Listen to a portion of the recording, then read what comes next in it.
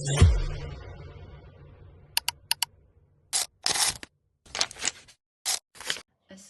alaykum aziz tinglovchilar.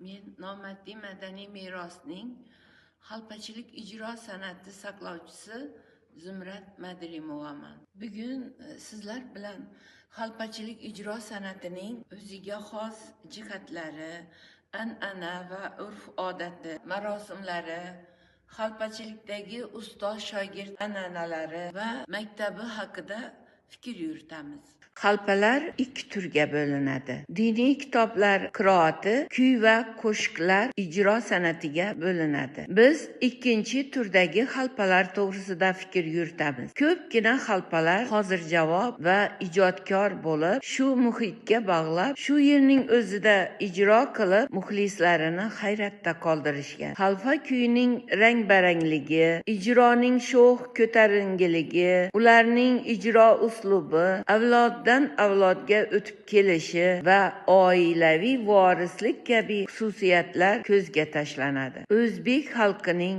asriy an'analarini o'zida mujassamlashtirgan hamda Xorazm xalpachiligini o'ziga xos xususiyatlaridan biri ustoz shogird maktabi hisoblanadi. Xalpa qo'shiqlari odamlar yuragiga ta'sir etib, xususan ayollar tomonidan ijro etiladigan san'at turidir. Bunda garmonchi, doirachi va raqqosa asosan bir ansamblni tashkil qilgan. Garmon chalib ijro qilgan ayol shu ansamblni dastaboshi, doira chalib unga jo'ravozlik qilgan ayol esa doiradas xalpa hisoblangan. Raqqosalar ko'pincha ular yonida sharq, qayroq chalib, laparlar ijro qilishgan. Xalpachilik ijro san'ati ko'pgina janrlarni o'z ichiga oladi. Nasihat, xalq og'zaki ijodi namunalari, baxshichilik ijro qo'shiqlari va dastonlardan parchalar, saft suvora va suvoralar, lirik va mumtoz qo'shiqlar, g'azallar, aytishuv va laparlarni o'z ichiga oladi. Garmon chalib qo'shiq aytgan ayollarga xalfa, shu garmonni chalib qo'shiq aytgan erkaklarga esa sozchi deb atashgan. Masalan, Qurbonota Ismoilov qurbon sozchi, Sapa Mug'anniy Sapa sozchi, Madrim Sheroziy Madrim sozchi deb ham yuritilgan. Shuning uchun ham garmonni o'zini soz deb ham atashgan. Qadimiy Xorazm xalqi O'rta Osiyoda o'ziga xos yuksak madaniyat bilan katta iz qoldirgan. Xalpa qo'shiqlari har bir to'y marosimlari turlariga va bayramlarga xos qo'shiqlarga bo'linadi. 20-asrning 20-yillarida Qizilgul bayrami o'tkazilgan. Bunda ayollarning ko'pchiligi qo'z chalishgan. Qo'z bu bayramda ayollar chalgan. Bu bayramni o'zini esa bahor bayrami sifatida nishonlashgan. Islom dini kirib kelgach, Xorazmda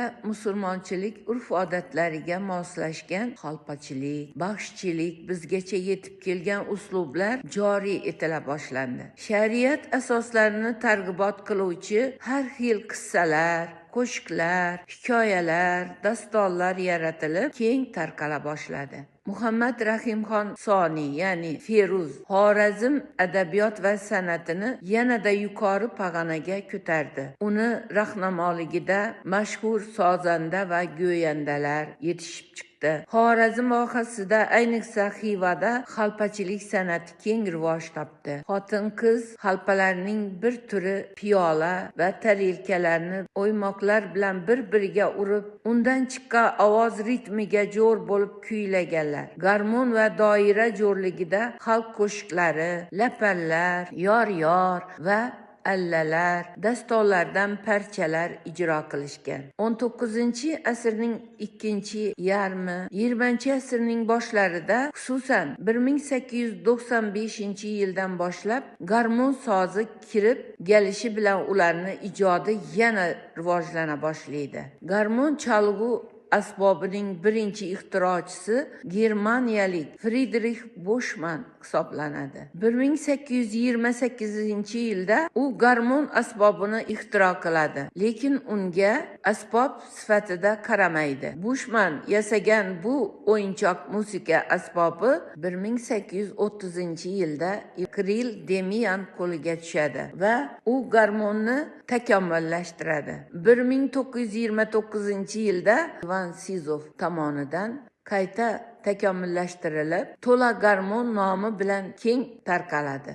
Natijada Rossiyani barcha shaharlari, shuningdek Qozonda O'rta Osiyo xalqlariga, jumladan Ozarbayjon va boshqa turkiy xalqlariga tarqalib ketadi. Xorazmga garmon chalg'u asbobi xonlik davrida Oqposhsha Nikolay II Romanov va xonlar o'rtasida bordi-keldilar rivojlana boshlagan davrda ruslar o'zbekcha, o'zbeklar esa ruscha bilmaydigan davrlarda Qozon tatarlari bu ikki davlat vakillariga tilmoshlik qilishgan. Qozon tatarlari orqali Xorazmga Qozon garmonlari kirib kelgan. Garmonni avval Qurbonota Ismoilov, Sopon Mug'anniy, Madirim Sheroziylar o'rgana boshlashgan. Bu san'atkorlar keyinchalik garmon chalish sirlarini ayollarga, ya'ni Xonimjon Suvchi, Ojiza, Anabi Otajonova, Anabibi Sobirovalarga o'rgata boshlashganlar. Bu davrlarda garmon